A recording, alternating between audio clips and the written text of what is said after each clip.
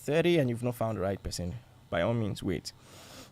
And if you are 22, you found the right person and you have all it takes to settle, please settle. And God was so kind, to help me find the right person. There aren't so many,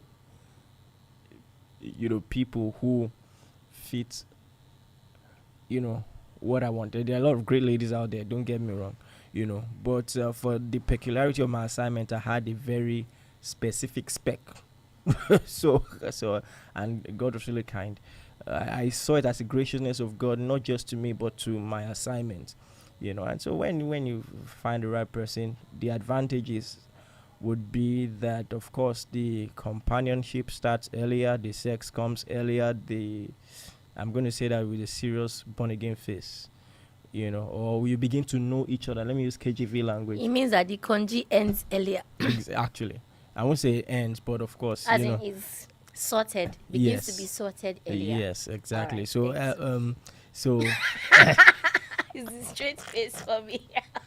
born again face, and then of course, when you have an assignment like mine, of course, you begin to be partners of purpose. I think I put that in the card I gave you for Valentine's. The fact that it's been quite a journey, doing this with you and all of that, and so for that, I think it was a pleasure that we started early. Just to to comment on that, I feel like if you are a man of God and you believe that God has given you a message for the world, it would do you mighty good to settle down on time.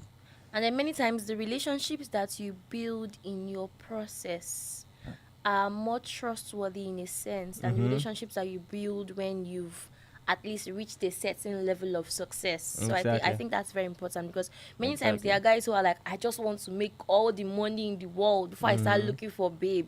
And many times in that kind of situation, it becomes very difficult to sieve the motives and to find the right person. Yeah, because right. you're at a stage where everybody now sees you as someone that's worth investing their life in. So yeah, I think you're very right.